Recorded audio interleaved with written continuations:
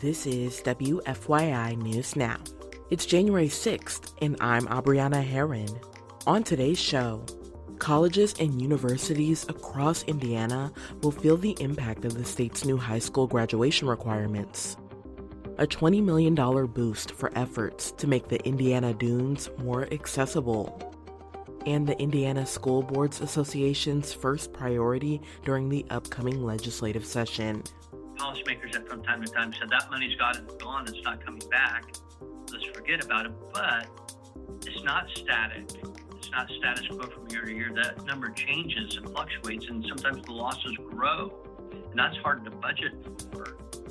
Those stories coming up. But first, Indiana's high school graduation rate reached a record high last year. From WFYI's education team, Dylan Pierce-McCoy reports it was a rebound from the state's pandemic-era slump. More than 90% of students in the class of 2024 graduated on time. That's a slight uptick from the prior year. Indiana officials say it's the highest graduation rate since the state began publishing data. Indiana Secretary of Education Katie Jenner said in a statement, quote, "There is urgency to continue this positive momentum for Indiana students." The rate ticked up for students across demographic groups, but graduation rates still lag for Black and Hispanic students, as well as students in special education and those learning English. I'm Dylan Pierce-McCoy. And colleges and universities across Indiana will feel the impact of the state's new high school graduation requirements. The state wants to make it easier for students to earn college credit while they're still in high school. Some students could earn associate degrees before graduating high school under the new requirements. However, not all dual credit classes transfer to other colleges and universities. The IDOE says some students pay for and complete dual credit courses before finding out those credits won't transfer. And even when those credits do transfer, they may not be counted as electives. The IDOE is addressing that problem by requiring all dual credit courses offered by liberal arts colleges to be pre-approved by the 2029-2030 school year. That means credits from approved courses will transfer to all public colleges and universities in Indiana, and some other private universities as well. Efforts to make the Indiana Dunes more accessible to region residents and visitors have gotten a $20 million boost. Lakeshore Public Media's Michael Gallenberger reports 4 Northwest Indiana community foundations have gotten funding from the Lilly Endowment's Gift 8 initiative for their NWI Thrive project. Proposed improvements include trail connections to the Marquette Greenway and South Shoreline stations, along with wayfinding signage.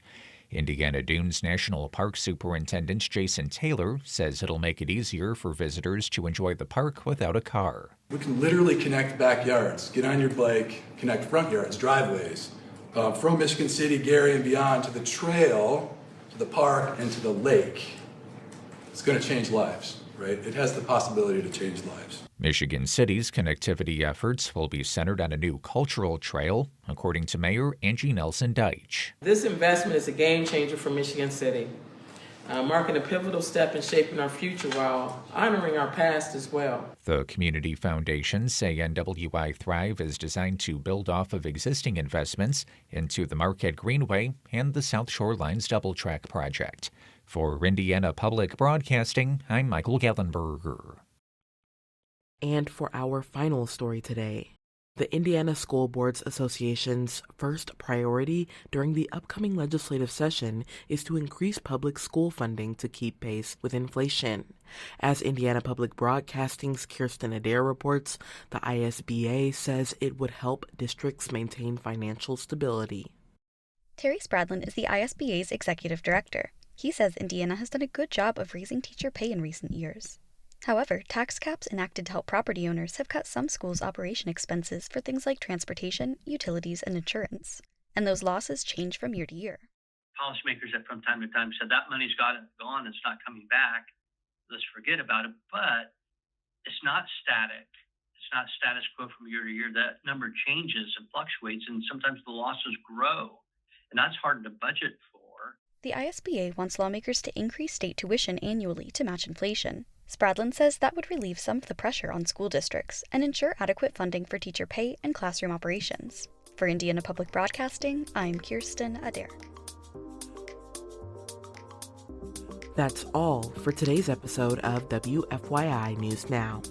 Our podcast is produced by Drew Daudelin and Zach Bundy, with support from the news team at WFYI and public media journalists across the state. Our news director is Sarah Neal-Estes. Kendall Antron produced our music, and I'm your host, Abriana Herron. If you liked today's episode, remember to subscribe and share, and follow WFYI on Instagram, TikTok, Facebook, and YouTube to check in on our newsroom throughout the day. Thanks for listening. We'll be back tomorrow.